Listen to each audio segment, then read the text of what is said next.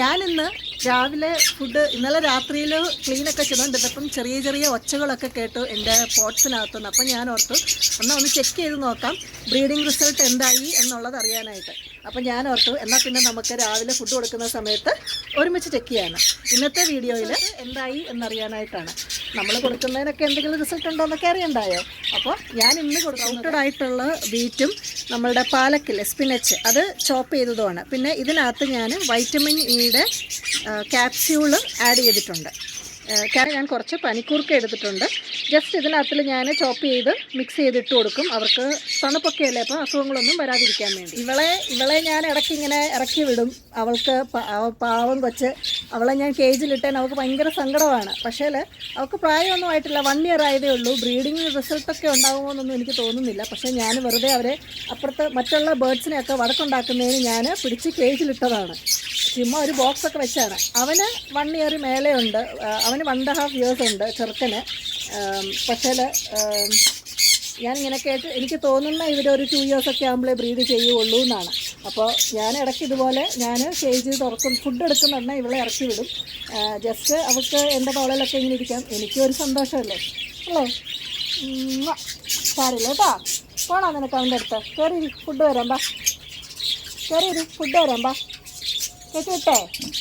ചെറുക്കൻ മഹാ വഴക്കാളിയാണ്, എന്നെ കടിക്കും ഇവളെ എടുക്കുന്നതിന്, ഇവളെയും വഴക്ക് കിട്ടും. അപ്പം അതുകൊണ്ടാണ് ഞാൻ അതൊക്കെ വന്നിരിക്കുക. കണ്ടോ, അവന് ഞങ്ങൾ 2 പേരെയും വഴക്കുണ്ടാക്കും. അതുകൊണ്ടാണ് ഞാൻ ആ ചെറുക്കനെ വിടാത്തത്.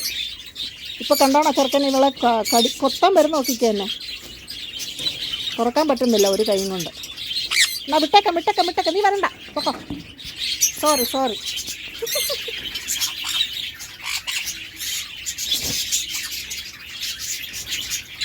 ക്രിംസൺ കൊണൂറുകൾക്ക് 2.5 ഇയേഴ്സ് ഒക്കെ ആകുമ്പോഴാണ് ബ്രീഡിങ് റിസൾട്ട് ഉണ്ടാകുക എന്നാണ് പറയുന്നത്. ഞാൻ അവർക്ക് ജസ്റ്റ് ഇറങ്ങല്ലേ പോ, ബേർഡ്സ് ജസ്റ്റ് ബോക്സ് വെച്ച് കൊടുത്തു എന്നുള്ളതേ ഉള്ളൂ. മെയിൽ 2 ഇയേഴ്സും എൻ്റെ പെൺപിള്ളേരാണ് എനിക്കുണ്ടായിരുന്നത്, എൻ്റെ ഹാൻഡ് ഫീഡിങ് ചിക്സ് ആയിട്ടുണ്ടായിരുന്നത്. ആണുങ്ങളെ ഞാൻ പുറത്തുനിന്ന് വാങ്ങിച്ചാണ്.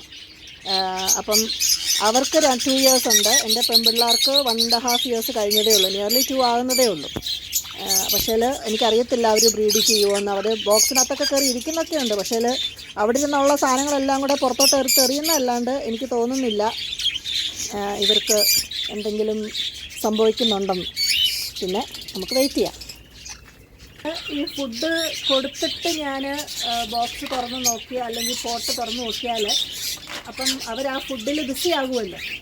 അപ്പോൾ പിന്നെ എനിക്ക് കുഴപ്പമില്ല, ഞാൻ തുറന്ന് നോക്കിയാൽ അവർക്കത് വലിയൊരു ഡിസ്റ്റർബൻസ് ആകത്തില്ല. അതുകൊണ്ടാണ് ഞാൻ ആദ്യം ഫുഡ് കൊടുക്കുന്നത്.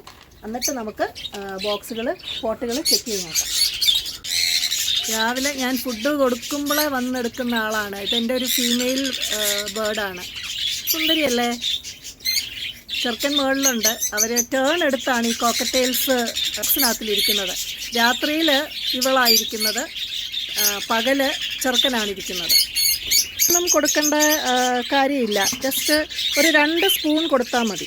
കാരണം ഇവരിത് ഫുള്ള് കഴിക്കത്തൊന്നുമില്ല, ജസ്റ്റ് വേസ്റ്റ് ആക്കി കളയത്തുള്ളൂ. അപ്പം നമ്മൾ കുറച്ച് കൊടുത്തേച്ചാൽ മതി.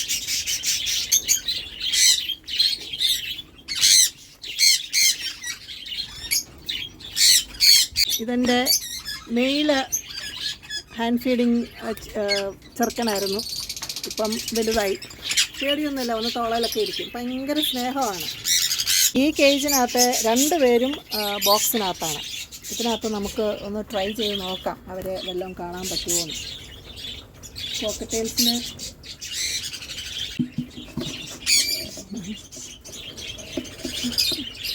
മുട്ട ഇട്ടിട്ടുണ്ട്. ഒന്നും ചെയ്യണ്ട കേട്ടോ. ഇതിനകത്തിൽ എൻ്റെ കഴിഞ്ഞ പ്രാവശ്യത്തെ ബ്രീഡിങ്ങിൽ ഇട്ട അഡൽട്ട് പിള്ളേരാണ്. അവരെ ഞാൻ റെസ്റ്റിനിട്ടേക്കുവാണ്. അടുത്ത ഒരു 2 മന്ത്സത്തേക്ക് ഇവർക്ക് നല്ല റെസ്റ്റൊക്കെ കൊടുത്ത് പ്രോപ്പറായിട്ടുള്ള കാൽസ്യവും സപ്ലിമെൻറ്റും ഒക്കെ കൊടുത്ത് അടുത്തൊരു ബ്രീഡിങ്ങിലത്തേക്ക് നമുക്കിവരെ റെഡിയാക്കി എടുക്കണം. ഞാൻ ഓൾട്ടർനേറ്റ് ചെയ്താണ് ഇവരെ ബ്രീഡിങ്ങിലിടുന്നത്. ഇത് ഫിഞ്ചസിൻ്റെ കോളനി സെറ്റപ്പാണ്. ഞാനിവരെ മാറ്റിയിട്ടൊന്നുമില്ല. ഇവർ ഇങ്ങനെ കിടക്കുന്ന കാണാനൊരു ഭംഗി. ഇവർ ബ്രീഡിങ്ങിന് വേണ്ടി ഞാൻ ഇട്ടേക്കുന്നൊന്നുമല്ല, എനിക്ക് ജസ്റ്റ് കാണാനൊരു ഇഷ്ടമുള്ളതുകൊണ്ട് ഞാൻ ഇവരെ കളക്ട് ചെയ്ത് വെച്ചേക്കുന്നതാണ്.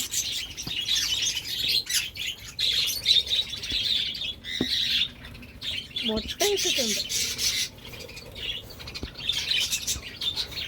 ഓക്കെ,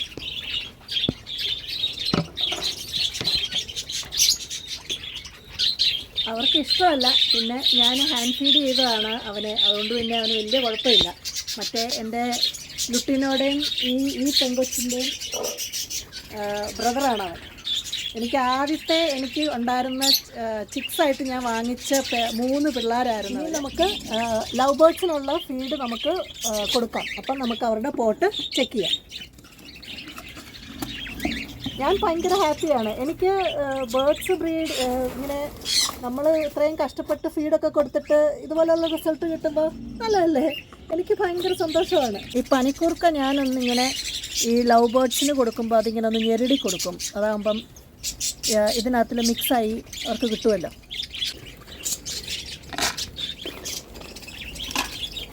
ചിക്സൊക്കെ ആയിട്ടിരിക്കുമ്പോൾ ഞാൻ കുറച്ച് ഏറെ ഫുഡ് പ്രിപ്പയർ ചെയ്ത് കൊടുക്കും. പിന്നെ അല്ലാത്ത സമയത്ത് ഞാൻ ലവ് ബേർഡ്സിന് ഒരു സ്പൂണേ കൊടുക്കാറുള്ളൂ.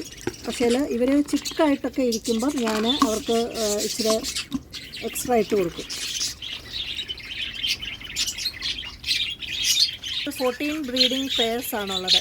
ഇവരെ ഇത് ശരിക്കും ആഫ്രിക്കൻ ലവ് ബേർഡ്സിൻ്റെ കേജായിരുന്നു. പക്ഷേ അവരതിനകത്ത് ഇരിക്കാത്തതുകൊണ്ട് ഞാൻ ഈ ലവ് ബേർഡ്സിനെ തൽക്കാലത്തേക്ക് ഇങ്ങോട്ട് എടുത്തിട്ടെന്നുള്ളതേ ഉള്ളൂ. അല്ലാത്തപ്പം ഞാൻ ഇതാണ് എൻ്റെ ലവ് ബേർഡ്സിൻ്റെ ബ്രീഡിംഗ് കേജ്. നമുക്ക് ആദ്യം ഇവർക്ക് ഫുഡ് കൊടുക്കാം, എന്നിട്ട് നമുക്ക് ഓപ്പൺ ചെയ്ത് നോക്കാം. നമുക്ക് ആദ്യത്തെ പോട്ട് ചെക്ക് ചെയ്ത് നോക്കാം. ഞാൻ 7 വർഷം ആയിട്ട് എൻ്റെ കയ്യിലുള്ളൊരു ഫീമെയിൽ ബേർഡാണ്. അവളെ ഞാൻ ഹാൻഡ് ഫീഡ് ചെയ്ത എൻ്റെ ഫസ്റ്റ് ഹാൻഡ് ഫീഡ് ചെയ്ത ബേർഡാണ്. 7 ഇയേഴ്സ് ആയിട്ടും ഞാൻ അവൾക്ക് ഇതുപോലെ റെസ്റ്റൊക്കെ കൊടുത്ത് ബ്രീഡിങ്ങിന് ഇടാറുണ്ട്. ഈ പ്രാവശ്യം അവൾക്ക് 6 മന്ത്സ് റെസ്റ്റ് കഴിഞ്ഞിട്ടാണ് ഇവളെ ഞാനിപ്പോൾ ബ്രീഡിങ്ങിന് ഇട്ടേക്കുന്നത്.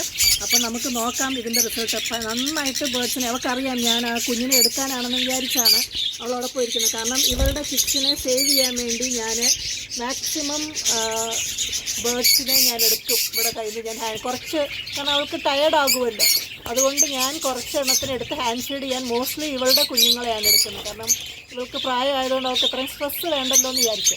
പക്ഷേ നന്നായിട്ട് പിള്ളേരെ ടേക്ക് കെയർ ചെയ്യും. ഈ പ്രാവശ്യവും എനിക്ക് ഡിസപ്പോയിൻറ്റഡ് ആക്കിയില്ല, കുഞ്ഞുങ്ങളെ കിട്ടിയിട്ടുണ്ട്. നമുക്ക് നോക്കാം എന്ത് ചിക്സ് ആയിരിക്കുമെന്ന്. റെയിൻബോ മെയിലിനെയും കൊണ്ടാണ് ഞാൻ അതിനെ ബ്രീഡ് ചെയ്യിപ്പിക്കുന്നത്.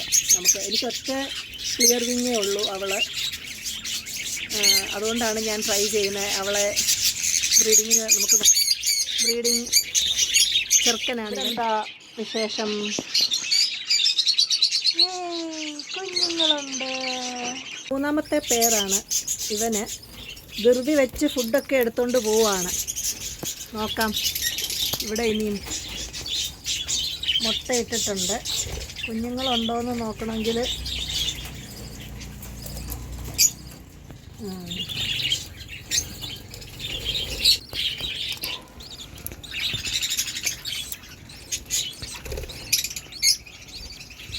ആറാമത്തെ പേര്. ഒരു കുഞ്ഞിയുണ്ട്, ഒരു കുഞ്ഞി. അടുത്ത പേര്.